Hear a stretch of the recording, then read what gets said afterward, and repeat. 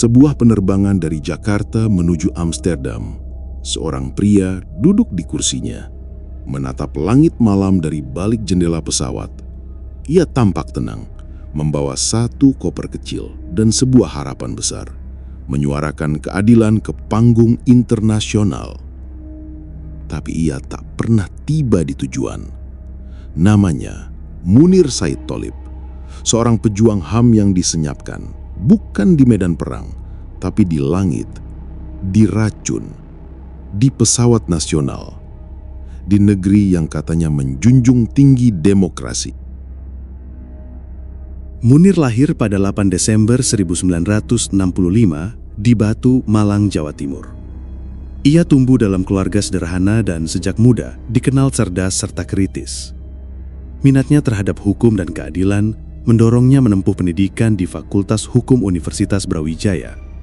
Di bangku kuliah, ia mulai aktif di organisasi mahasiswa dan perlahan menapaki jalan aktivisme. Ketertarikannya pada isu-isu HAM bukan sekadar tren intelektual.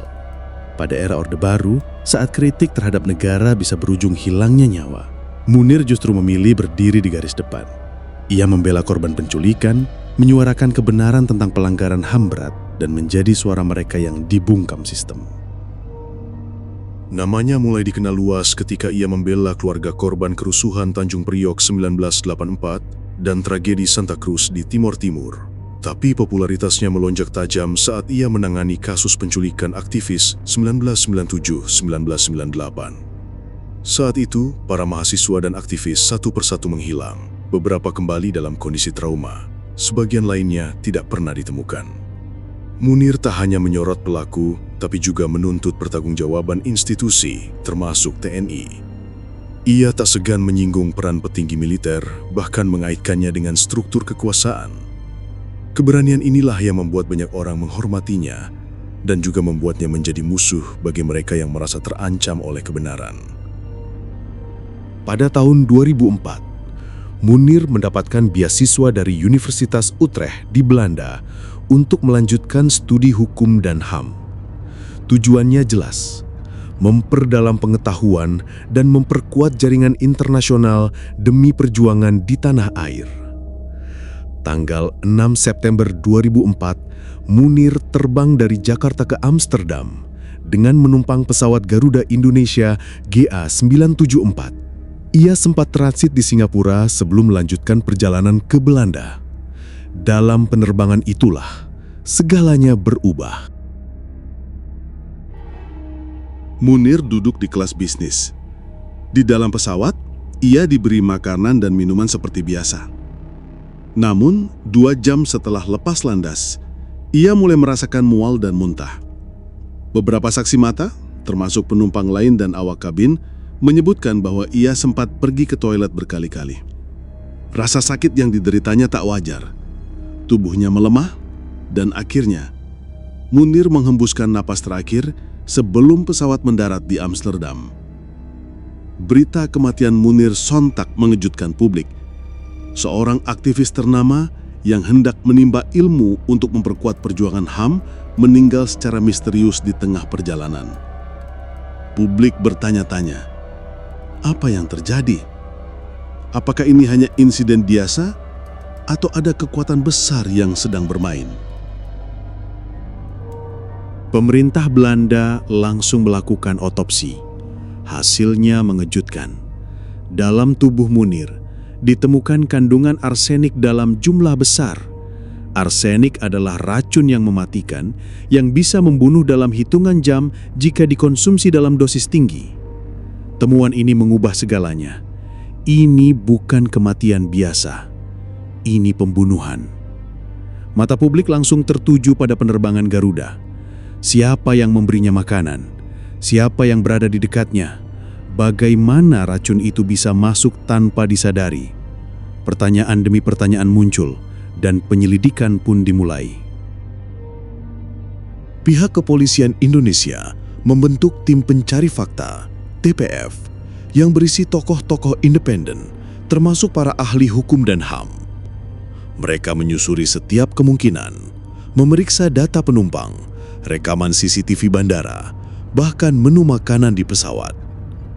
Yang paling mencurigakan adalah kehadiran Polikarpus Budihari Prianto, seorang pilot Garuda yang saat itu tidak bertugas menerbangkan pesawat, namun ikut dalam penerbangan sebagai penumpang.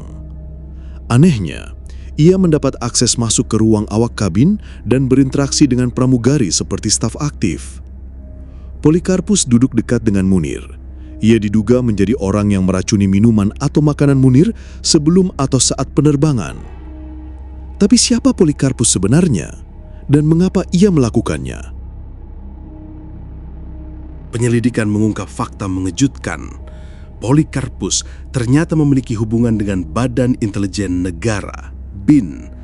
Dalam dokumen TPF, ditemukan surat tugas dari BIN yang menyebut Polikarpus diperbantukan sebagai officer untuk pengamanan Garuda.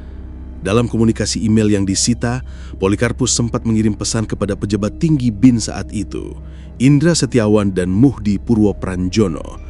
Bahkan, ia sempat bertemu dengan petinggi BIN sebelum hari keberangkatan Munir.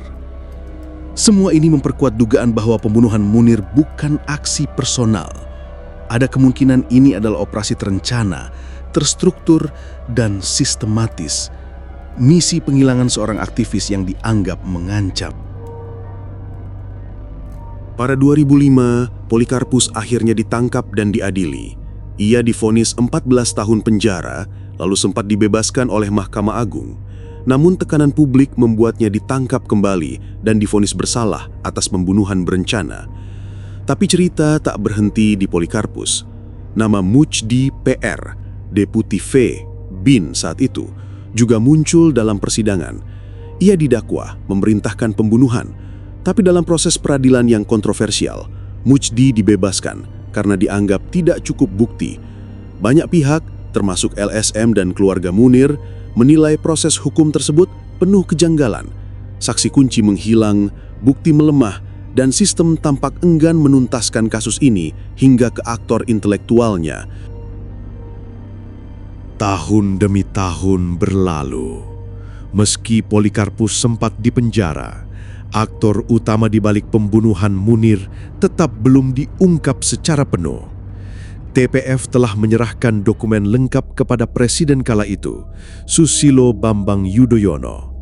Tapi sampai kini, isi lengkap laporan itu tidak pernah dipublikasikan secara utuh ke publik. Setelah Polikarpus bebas bersyarat dan kemudian meninggal dunia pada tahun 2020 karena sakit, harapan untuk menguak kebenaran semakin meredup. Banyak pihak yang percaya bahwa kasus Munir adalah simbol dari betapa rapuhnya sistem keadilan di Indonesia ketika kekuasaan mampu membungkam suara dan melemahkan hukum. Kontras, organisasi HAM yang turut dibentuk Munir terus menyuarakan pentingnya pembukaan dokumen TPF dan penuntasan kasus ini. Mereka menilai bahwa kasus ini bukan sekadar soal Munir, tapi soal masa depan kebebasan sipil di Indonesia. Meski jasadnya telah tiada, semangat Munir tetap hidup. Ia menjadi simbol perlawanan terhadap kejaliman. Namanya diabadikan dalam berbagai penghargaan dan jalanan di berbagai daerah. Bahkan setiap tanggal 7 September diperingati sebagai Hari Munir, Hari Pembela HAM. Istrinya, Suciwati, juga tak henti memperjuangkan keadilan. Ia mendirikan Omah Munir di Batu, Malang, sebuah museum sekaligus pusat edukasi HAM yang mengenang perjuangan sang suami.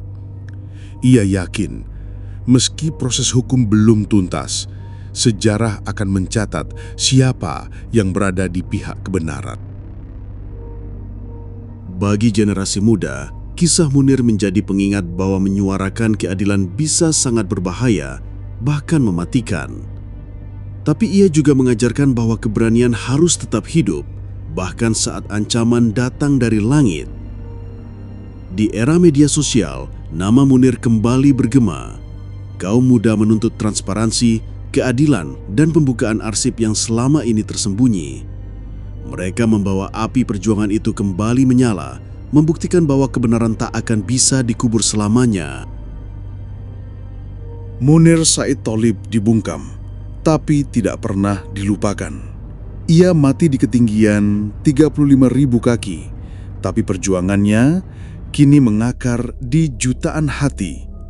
Ia adalah bukti bahwa suara satu orang bisa mengguncang sistem, bahwa keadilan tak selalu hadir dari pengadilan, tapi dari ingatan kolektif sebuah bangsa. Dan selama kita masih mengingatnya, Munir tidak pernah benar-benar pergi.